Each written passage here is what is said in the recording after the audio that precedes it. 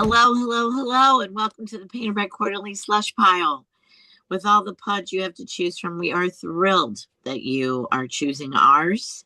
What we do is go through submissions, and sometimes things pop out at us as good conversation for the show. So we write the authors and ask them if we can talk about it, and we almost always get yes. Our percentage has to be less than 1%, I think, of no's. They never say no. So don't ever say no if we ask you. Um, so we're gonna read these poems and have an editorial meeting. I'm Kathleen Volkmiller, and I say hello again. And you know what? We'll go close and then far. So I think, is Sam or Jason closer, DC or New York? I think New York, right? I think Yeah, DC. No, really? Are we closer? All right, yeah, let's go New yeah. York. DC's Let's do it. over 2 hours. Yeah. So hello, Jason in New York. Hello, greetings from New York. It is cold. But we're doing a really good job. We're actually like they have all these snow melters, so like the snow doesn't really build up. Like they're, like carting it off to other places to melt it. But the Hudson's frozen over, which is really beautiful, which hasn't happened since 1917. And like the before it was like fully frozen, like the plates of ice just kind of like flow up and down like a lung. It's like watching like, like the tide is just gorgeous, and still there but frozen. And but yeah, but it's cold here. I'm wearing my furry Birkenstocks and I will send it down to Washington. Hi, everyone. My name is Samantha Nukebauer, and I am here in another snowy wonderland. Um, the snow here has got me thinking a lot about the social contract involved with shoveling. And um, and it really just takes one house on a block to not shovel to make the road or this whole block inaccessible for like older people or strollers, which I think is really kind of wild. But otherwise, I am enjoying the snow, and I'm going to send it up to Canada. Oh, thank you, Sam. Dagne Forest here, just outside of Ottawa, Canada, the capital. And yeah, we're cold, we're snowy, we're crazy. We have light rail stations that are not enclosed. So if you come here in the winter, make sure you're dressed up. Yeah, I can't explain that one. I really can't. So so I'll roll it down to North Carolina. Hi, everybody. This is Lisa Zirkle. I'm in Charlotte, North Carolina, which surprisingly is also a winter wonderland. We had 11 inches of snow, We which did What? is, not. yes, we did. And it is still everywhere. And speaking of Sam's social contract, nobody shovels because no one has a snow shovel. So it is just Oh. an ice skating rink. And our major federal highway was closed for several hours on Saturday because there was just a pileup and nobody could proceed. So there you have it. And I'm going to send it over to Toby, where hopefully the streets are clear and everyone is making progress. Hi, I'm Toby. It's also cold where I am, but it's now 30 degrees, which feels like summer compared to last week. Okay, so without further ado, we're going to discuss three poems by Hilary King. Thank you, Hilary, for allowing us to do so. Who would like to take the first one? We'll really volunteer this time. I could do that. Thank you, Dagne. My mother's scholarship job, 1953. In the ivied dark, she rushes to keep up. The professor barks out facts, theories, slows only for art he likes, or to hiss when she fumbles a slide, sending a Renoir sideways, her face hot in the yellow projector light, rows of girls in store-bought clothes turning to stare at her. After she was accepted, her mother began sewing, made her 6 versions of the same dress, full-skirted, round-necked, good as any that ever dressed a mannequin. She does fumble the slides. She hasn't mastered this machine, dazed by how it transforms the square into the magnificent. Monet's shimmering train station, Van Gogh's glowing garden at Arles, She never tells her mother she wears dungarees for the class. She takes over and over again, the machine oily, trapping her in the dark, in the back, never up front, her pencil poised like a fork for a feast. Nice. Thank you, Dagne. Great reading. Beautiful.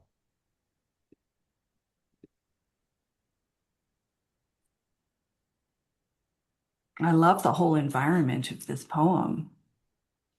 I'm It's such a really, sucker for old technology. I mean, those, old art history classes with someone who actually has a slide projector and, yeah. you know, um, they were luminous. I mean, like I know every classroom now has like a projector and we can, see all this stuff so easily and call anything up. But those slides were they were beautiful. And And like you I didn't love the Renoir sideways. totally. Putting it in the wrong direction is beautiful. And you didn't have to rely on internet too. Like I'm sure we've all entered the classroom and the internet is like being bananas, you know? Mhm. Yeah, you were showing up with physical media. You knew you had it. So unless there was like a power outage or something, yeah. Yeah, and I love the store-bought clothes, like that moment of where, it was so much more I mean, my mom like sewed her own clothes until like the 70s. Um, I love and that like, it's yeah, after she was accepted. Her mother made her the dresses. Like prior to that, yeah. she didn't need anything. After she was accepted, Yeah, the timing is everything, Kathy. made her six Yeah. versions of the same dress. And I love the work that the title in this poem is doing. I think that, it's immediately centering you in a time, a place, and also like giving you character because this is a scholarship student immediately. Yeah, it's really doing heavy lifting, Sam. I totally agree. And then you can just enjoy the experience of it. Yeah. I also I also, appreciate how the projector is almost a character in itself. I think those machines did have such a presence with I mean, there's even a smell to them, the way they yes. cast the light and their vibrations and kind of that oily, musty smell. I mean, it really was a presence in the classroom. Yeah. From the Church lamp and music. the Yeah. cellulose and the slides and the whirring engine. Yeah. Yeah. Mhm. And I love that moment. She does fumble the slides. She hasn't mastered this machine, and they're looking at the masters, of visual art. I love that. And there's an interesting distance, right? I mean, there's this sort of like it never moves into the mother's interiority, right? Like we know that she's not wearing the dresses. We know that she's not telling her mother. We know that she's wearing the jeans. We know what she's doing. But there's something kind of wonderful about the mother is like the slide, right? We're like projecting her up onto the screen for our examination. But there's also this opacity, right? There's this way in which like looking at her recreates the scene of looking at the piece without really having access to like the inside. Like there's something like really outside that I thought was just really beautiful in the poem. Oh, that's a wonderful point, Jason. I think that's so true. That's really the heart of it, isn't it? Because that's what I want to come back to too. Like I love that it's 1953 and mom is supporting her. That act of making the dresses, while it's so homey and inappropriate for what this girl wants and needs, it's showing that her mother is really thrilled for her, right? And wants her to present her best self and all of that. I think that's really lovely. 53, that's that's really something to be in college in 53 as a woman, right? Right. Absolutely. And you would have expected to go in the kind of dress that the mother labored over for her. Mm-hmm. Mm-hmm. Yeah. Yeah, I love that part towards the end where it's she never tells her mother she wears dungarees for the class. Mm-hmm. It makes me think of my grandmother who would maintain that a lady only wears a dress or skirts, you know. So Mhm. I love this like act of rebellion that has been passed down along with the love of the art that it has a feeling of a much told anecdote. Yeah, but also she'll ruin the dresses. It's an oily machine, Totally. right? True. And I Yes. love that it's dungarees, which is a word we don't use anymore, right? Dungarees. But also, it's something you would wear to work, which seems appropriate, right? Yeah. Mm.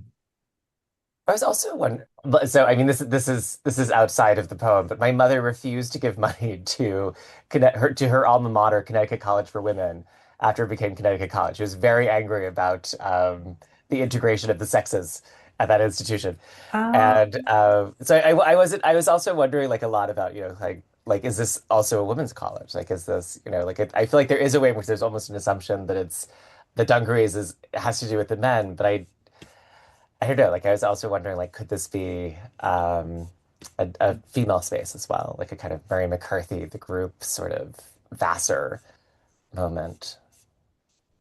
Yeah, no, like it's a really good point. My stepdaughter went to an all women's college at Oxford, in the recent past, but it's now co-ed.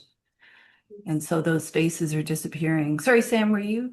oh, I was going to say that I hate to bring up like a film medium when we're talking about literature, but it's hard for me to read this poem without thinking of Mona Lisa Smile, that Mhm. movie. And I Yeah. think that that's sort of influencing my reading of this as a women's college because that is so much a part of that movie. And it's also Julia Roberts is teaching art history in there, and there's a slide machine. And I think that this poem absolutely, exists on its own and it's wonderful, but that is definitely influencing my feelings, my sense that this is a women's college. Oh, interesting. Mm. And I didn't think about that for 1 second. Um, My mind's eye did not have a women's college, yeah. just period. It never crossed my mind that that could be possible. Maybe because the teacher's a man. I don't know. It Nothing does, to what male Man. teachers, but yeah, nothing. it does say, though, about the class, rows of girls in store-bought clothes. That's true. Yeah. Yeah.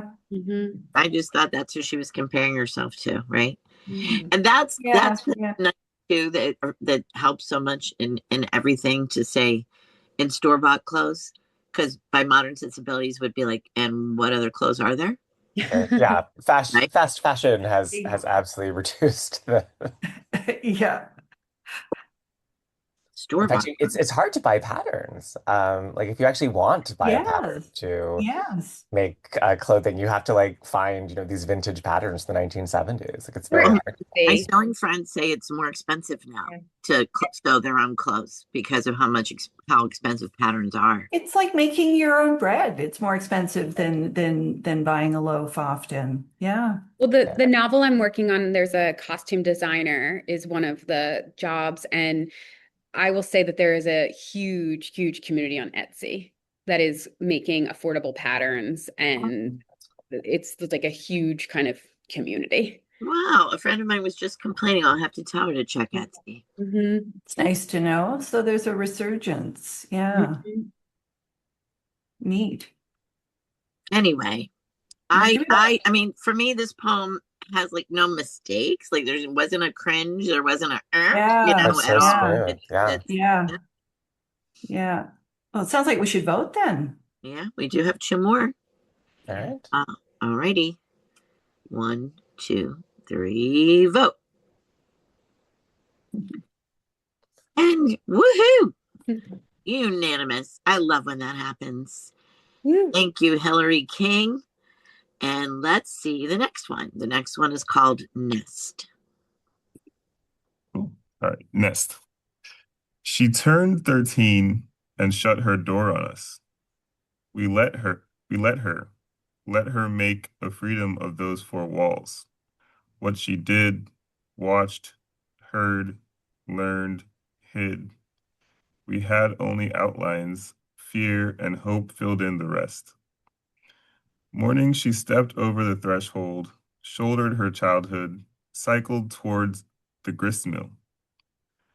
Afternoon, she returned, spent, recovered only with the door closed. Gone just yesterday, grown enough to go. I leave her door open. let it swing like memory. Thank you.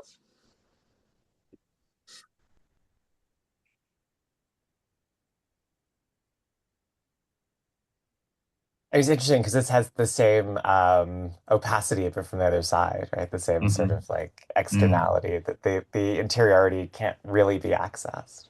Mm-hmm.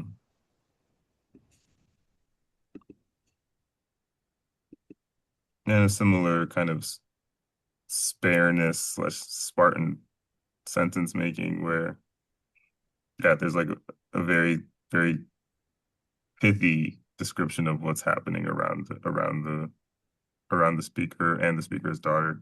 And I think the first line, or at least the first sentence, is really interesting. She turned 13 and shut her door on us, and that's kind of like the last piece of the last understanding you have of the character. It's like this you know puberty started or whatever, or cool eighth grade started, and we didn't really hear from her again. If she was home, she was in the room. Yeah. Yeah. I'm going to sound like a mean person. And I don't mean to be. I am surely curious of what you guys say about this.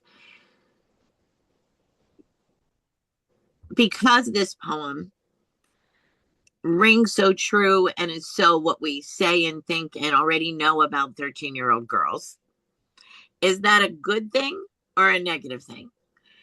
Like, I don't feel like I learned anything or there was something different about this. Is the expected behavior of both the parent and the teen, right? Exactly. All the way up to the leaving. So Yeah. How do we feel about that? I agree, Kathy. I think the vibe is so true. And that makes it a lovely thing. There's a lot of truth and those details of how early teens withdraw and so on that just feel so real, so close. But I agree with you. I feel like there's no discovery here. There are none of those details that you would kind of want to get a grasp of, find a hook in that brings something new to the table here, which could be as small as something about this particular 13-year-old or how she's being viewed from the outside. But I agree. It's unfortunately I wanted more that's not here. Yeah. Right. Thank you. I teach memoir more than poetry, and that's kind of my thing. And I would say if this was a memoir, I would say, yes, this is a typical behavior, Let's see this 13-year-old. Let's see Mhm. these parents. And we never get that individuality, right? But it's a poem, which is why I was asking you all what you think. Well, You the poet. place that I liked the most was that image of the open door, that the mother, Absolutely. with the departure of the child, has the door open. And there's kind of like a restoration of the space of her house. That Mm. there's like the access is returned, something, and the house becomes like this really interesting body in terms of relationship to like the mother or the speaker mother, and that access. And so like that was where I was like, oh, like this is really interesting. Like that final image um, of the door open, swinging like memory, I thought was like really beautiful. But because it gives us the mother's perspective. Like I didn't, yeah, with the daughter, I was a little like, "Ah, okay." My, yeah, the part that intrigued me most, and I agree absolutely with what you said, Kathy, is just that word grist mill, because Hmm. it's Yeah. so specific. And are we to believe it's an actual grist mill, or is it No, somehow how she, symbolic for something I'm missing? I think it's just how she views school. Hmm. Okay. Yeah, I think it's Right. So school. it's a symbolic. It's Yeah. not like the old grist mill where people hang Hmm. out or Oh, something. and Yeah, exactly. No, I we're think it's in awesome. Nottingham to go to the grocery store. I walked past the bell, which had a little commemorative plaque. It was like, this bell was rung at noon on Saturdays for the children who labored in the lace factories to have their half day of school. And it's Yeah. like, yeah, I don't think Wow. she's going to like the lace factories or the actual grist mill. I think she gets more than half a day of school a week. Yeah. Yeah. Oh boy.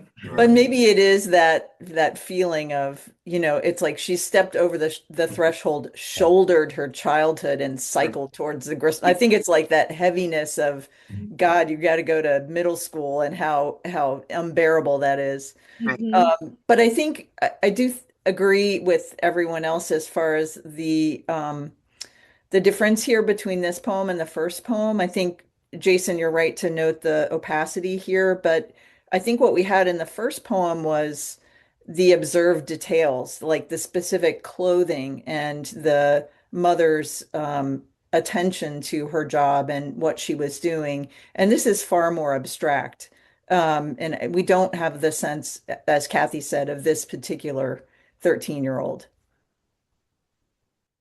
And I guess the gristmill also kind of makes avoids infantilizing the 13, because sending the 13-year-old to school puts them in a very particular, cared for, overseen space for 12 hours. But it's like the gristmill's almost like she sent her kid off to labor.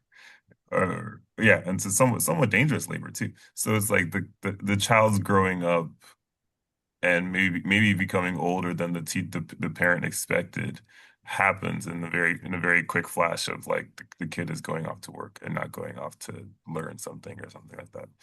So yeah, I think that image is really interesting and a kind of also very pithy. Also, like yeah, there might be more double work happening, but that feels like where a lot of the double work happens in that. I could say like she says after she returns afternoons she returned spent, recovered only with the door closed. I think that one specific thing we are saying is this mother recognizes that for this 13-year-old, that is work. It is your job when you go to school, and she needs that alone time again to recover. This particular girl, right? There are other girls that are with their friends 24/7, right? And only home to sleep. So this girl, this is what she needs. And, so I thought thinking of it as work and acknowledging that it is for this child was a way of like knowing this child, which is a good thing. But I still do have an issue with it being a little bit too universal and not specific enough. Although that last line, let it swing like memory, is beautiful. Absolutely beautiful. Yeah. I can picture other journals picking this one up. I mean, it's really lovely. But I think that for our taste and what we're looking for in poems, that's always worth pointing out. We want more. We want more from it. I don't think there's anything wrong in saying that. Yeah. Yeah. Okay, well, let's vote officially. Do the official vote, right? 1, 2, 3, vote. I actually still like it. All right. And we have, so that didn't make it in. And we've got one more. How to Be Peonies from Trader Joe's. Which is funny to see from Trader Joe's. I was like, what now? And then you get it. Who wants to read this one? Thank you, Lisa. How to Be Peonies from Trader Joe's. Enter the house in a shroud. Allow the presence of water. Exist as a fist. When no one is looking, peep out one pink petal. That night, alone again, unfurl another. Watch them walk past the golden pollen you fed the table. Get drunk on your own beauty. Open your face wide as a drunk ant's smile. One day later, die spectacularly, fabulously. Your magenta remains scattered like broken glass. Oh, nice read, Lisa. Thank you.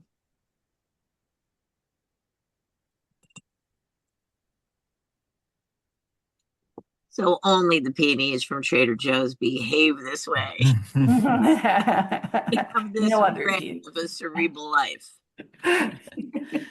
So maybe the peonies from Trader Joe's don't have the ants. I guess that would be one benefit. Yeah, if you bring them in from the garden, holy, yeah, it's just ants everywhere. Yeah. I like how they're from Trader Joe's is in italics and indented. It's almost like it's an after poem. Does anybody else read it that way with the way the title's presented? Yeah.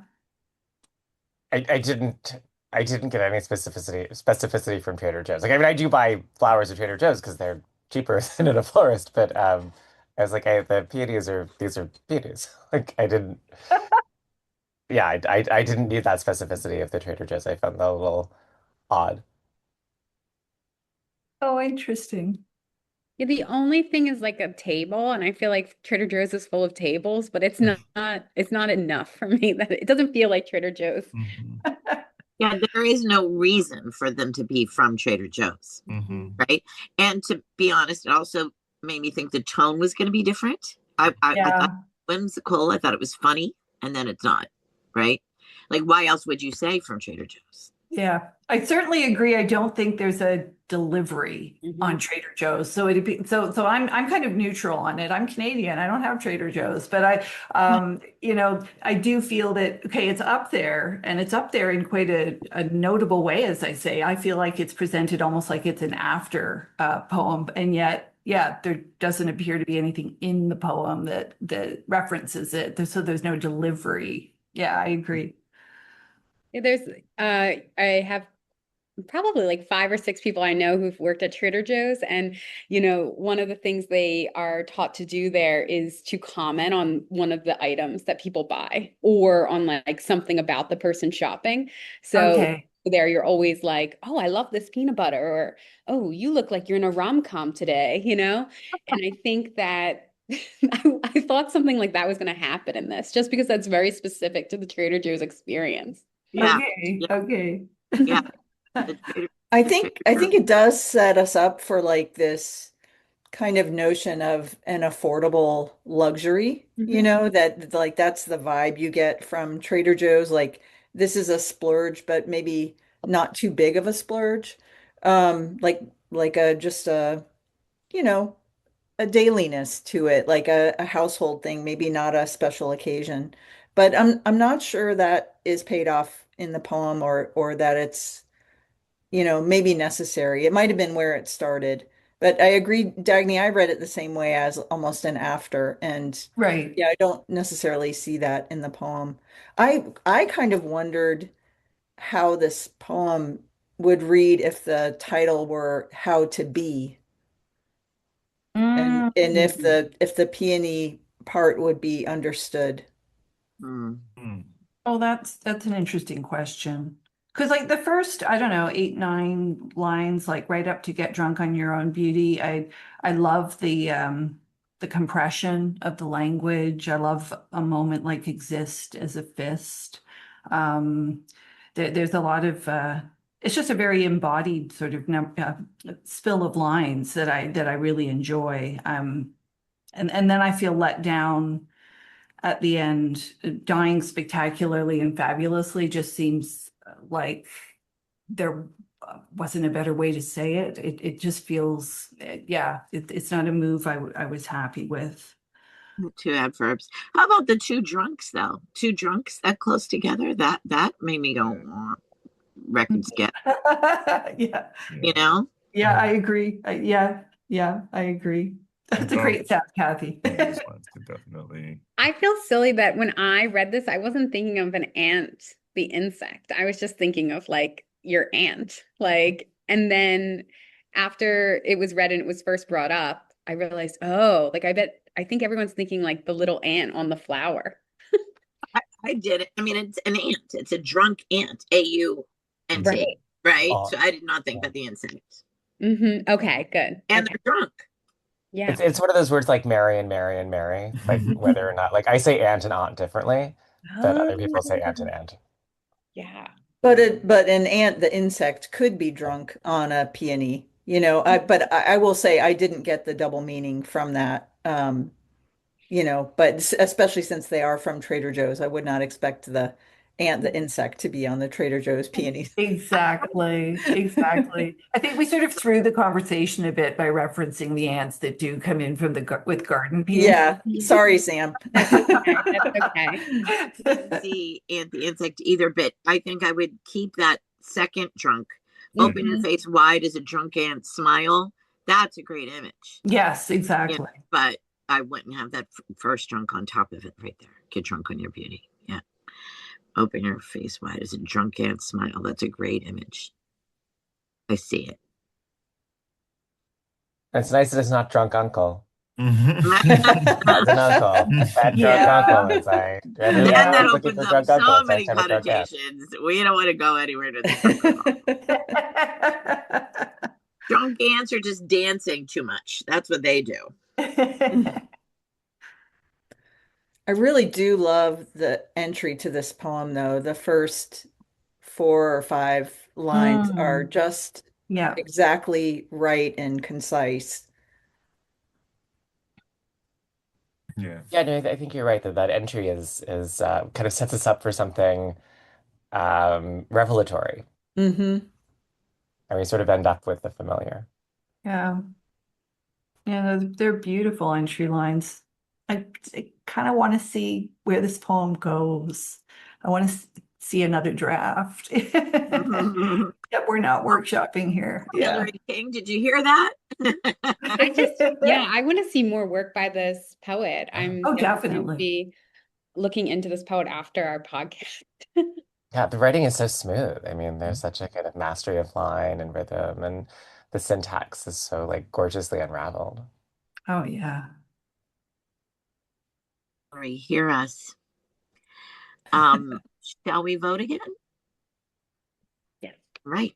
1, 2, 3, vote. Okay, thank you, Hilary King. But we're going to go with My Mother's Scholarship Job, 1953. And we thank you so very much for sending us this work and allowing us to discuss it on the show. That was a lot of fun, everybody. Anybody have anything they want to say? Oh, you know what I meant to do is I meant to look up our booth number. Slushies, if you're going to be in Baltimore at AWP, we have a couple more shows that'll be recorded and posted, but we'll put it up on Instagram too. I don't remember our booth number, but I bet we could put You that don't in the, remember we strings can of put it in the digits? show notes. we'll put it in the show notes. We'll put it up on Instagram, and please come by and say hello. We love to talk to our listeners. It's really been fun lately. We get a lot of podcast convo at the booth, like more than you would think. So many people come up to talk about this show. So we love that, and we love doing this. And thank all of the authors who allow us to do their work, and all of you slushies for listening. Please let us know how we're doing, what you think we might be able to do better. We're working on, might as well say this, we're working on a teacher's toolkit as well that we're going to be offering for free on our website. And we'll let you know when that happens as well, maybe the next couple months. All right. Okay. Thank you so much. And keep reading. Woohoo! Woo! Bye, slushies. Bye.